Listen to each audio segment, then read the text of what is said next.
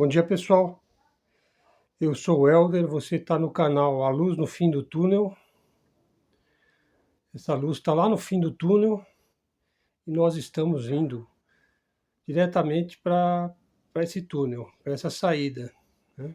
Vamos esperar que o caminho esteja aberto lá, a gente possa continuar a sair dessa fase, essa fase tremenda, né? Que a humanidade está passando, né?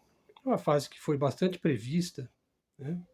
Muitas profecias, previsões, prognósticos, futurismos, né? Já falavam desta época, né? Que é uma época que é como se fosse a consumação, o ponto de encontro, né, de vários acontecimentos de ordem geopolítica, de ordem religiosa, de ordem moral, de ordem civilizacional, ideológica, enfim, é um ponto de confluência de vários fatores, né, de vários problemas que se acumularam, que se avolumaram, né, e acredita-se, isso eu baseio em certos ciclos, né, que eu estudo ciclos, há muitos anos eu estudo ciclos. Eu estudei durante muitos anos astrologia ocidental, depois eu passei para astrologia oriental. Ao longo da minha vida eu estudei um tanto de religiões, perennialismo, teosofia, ocultismo, esoterismo, maçonaria, enfim, temas assim ligados aos conhecimentos ditos esotéricos, muito embora num caráter, digamos, de ordem intelectual, né, dada a minha curiosidade em relação a esses temas, né. Então, por exemplo, já na década de 70, eu já frequentava a Livraria Zipac, a editora Planeta, que ficava ali na Praça Carlos Gomes, né, onde ficava também o Instituto Princípio Único, né, do Tomio Kikuchi, que foi o introdutor da macrobiótica no Brasil. Então foi uma época de muita discussão em torno dos temas da nova era.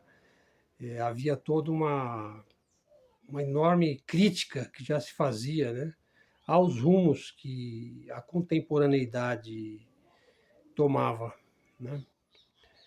E, enfim, bebi um pouco nessas fontes e, apesar da minha formação mais na área artística, na área musical, sou pianista, sou professor de música, sou professor de artes.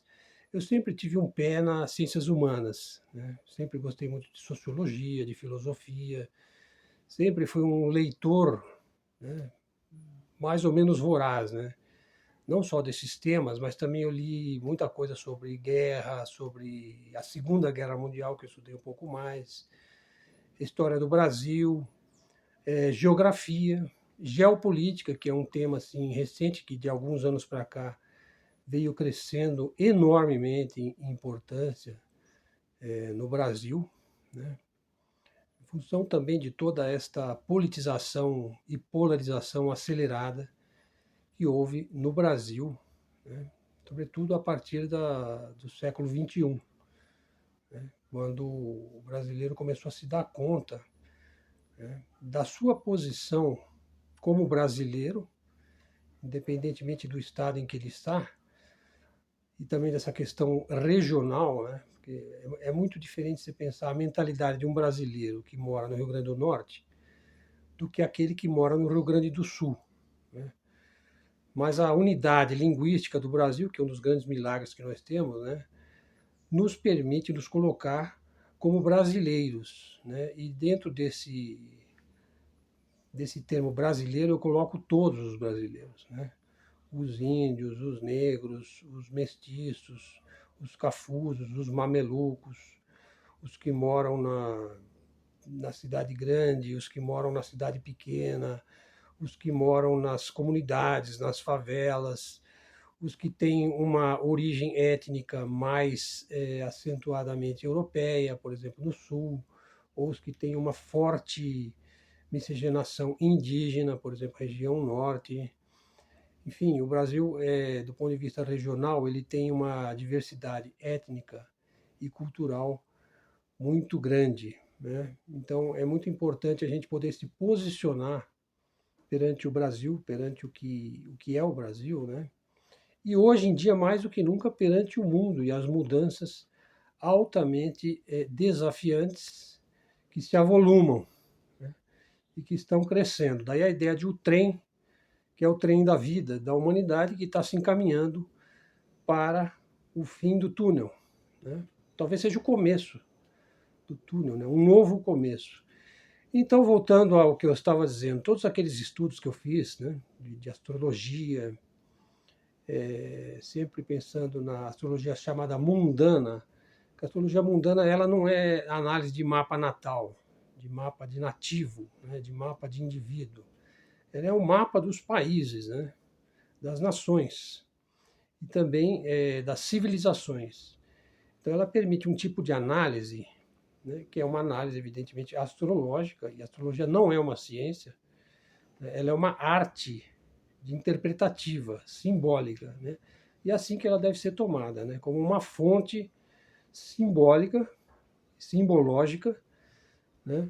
Em cima da qual a gente pode tecer reflexões, né? Parte desse estudo é estatístico, né? Por exemplo, é muito conhecido que os ciclos de Saturno e Júpiter e as relações entre esses dois planetas grandes, né, influenciam os acontecimentos terrestres, né? Então, pode-se prever que nós vamos ter um acirramento desse conflito, né, porque o conflito Israel-Palestina ele é a soma de todos os medos. Ele é o cerne da questão. Né? Ele é uma divisão entre um mundo e outro, né? Os mais simplistas poderiam dizer que é uma luta entre a direita e a esquerda. Isso seria uma simplificação até grosseira dos acontecimentos, né? Mas, a grosso modo, a gente pode dizer que ali são dois mundos, né? Um que é o atlantismo, o imperialismo americano, de um lado, o próprio sionismo, que está imiscuído, que está mesclado com o deep state, com o complexo industrial militar financeiro, com as grandes famílias banqueiras, né? Os nomes vocês todos conhecem, que começa com a letra R, né? Seja nos Estados Unidos, seja na Europa, e que tem uma vertente familiar, dinástica, né, e bancária, principalmente no Reino Unido, também na França, mas também na Alemanha, um pouco por toda parte, né?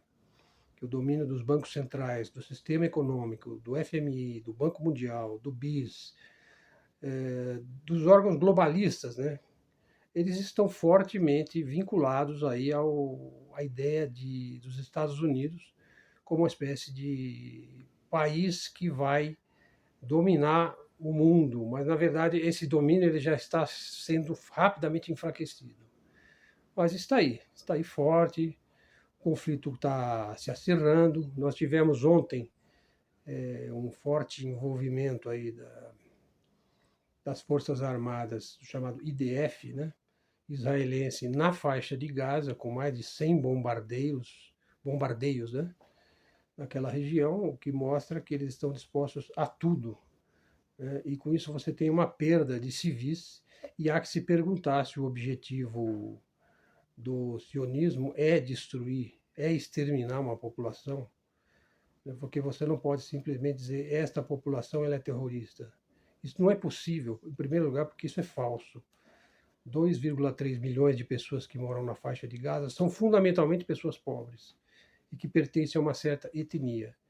Então você pode pensar em meios de destruir o seu governo, que é a intenção declarada do governo de Bibi Netanyahu, que se assume claramente, escancaradamente, como um suprematista, né, ou um supremacista. E se fala abertamente em realizar as profecias de Isaías, a construção do terceiro templo, o alcance final da Terra Prometida e a vinda do seu Messias, né, para o povo escolhido. Isso é um assunto que eu já abordei bastante no vídeo passado.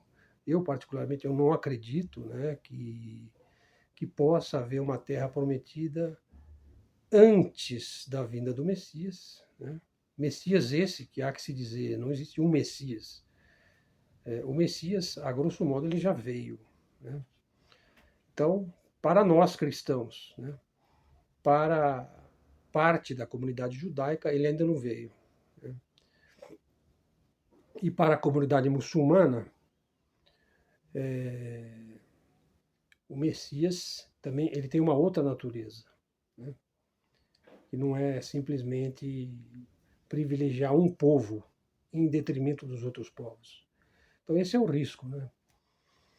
Para aqueles que acreditam que Israel é o agente civilizatório, né, como se propagou muito aqui no Ocidente, a cultura judaico-cristã, né, na verdade ela pode-se até falar em uma cultura cristã, mas dificilmente ela é judaico-cristã, né, como se fosse aí uma espécie de um ecumenismo forçado, né, porque a gente sabe que ao longo da história a relação entre as duas religiões e as duas comunidades, vamos dizer assim, foi sempre conflitante, chegando até o paroxismo, né, esquizofrênico, né, do Holocausto. O Holocausto esse que é evocado hoje como uma desculpa para tudo, né? Então, o limite disso qual é? Veja, o objetivo israelense é tomar a faixa de Gaza toda? Ou é simplesmente eliminar o Hamas do mapa, arriscar do mapa? A gente sabe que não é só o Hamas, são inúmeros outros grupos, né, de radicalistas e também que fazem parte de uma resistência. Deve-se usar esse termo resistência. Eu não uso aqui o termo terrorismo, porque eu acho que as coisas têm limites, né? Qualquer pessoa acuada até um certo ponto, ela vai te atacar. Isso vale para um gato, vale para um ser humano, vale para qualquer um, né? E realmente aquele povo está sendo acuado, né? Então, será que vai chegar um momento em que as pessoas vão pôr a mão na cabeça e vão falar: não, eu não posso fazer isso, porque eu faço isso hoje contra esse povo, amanhã eu vou fazer contra você, inclusive você que me apoia, né? Você vai ser o próximo, né? Porque se vai haver somente um povo escolhido numa terra prometida, que pertence a um Deus, o que será das outras civilizações, né? Que acredita talvez no mesmo Deus, mas com outro nome, né? Eu acredito que existe um Deus que transcende todos os outros deuses e que sempre esteve aí, que está velando e olhando e observando os nossos atos, né? E é a ele que eu nos remeto nesse momento para que a gente fale em paz, em levar alívio para aquela população, em que haja um cessar-fogo, né? Então faço aqui um apelo à paz para os judeus, para os palestinos, para os americanos, para os europeus. Sei que é verter o nada no vazio, né? É como pregar no deserto. Mas a gente tem que acreditar, porque nós somos cristãos e nós vamos ser cristãos até o fim dos tempos, né? Porque o cristianismo, enquanto um guiamento moral, ele nos coloca todos, né, no mesmo barco. Então você não tem um povo escolhido, o povo escolhido é a humanidade, né? E eu acho que é isso que a gente tem que focar. Bom, então o vídeo já ficou um pouco longo. Esse é o meu vídeo de hoje. Espero que vocês gostem. Se gostarem, se inscrevam no canal e dá um like. E aceito sugestões, comentários. O canal é recente, não tenho a intenção, não estou preocupado em crescer, em monetizar, nada disso. A minha função aqui é refletir, pensar e me expressar com liberdade de consciência. Então, obrigado, até a próxima.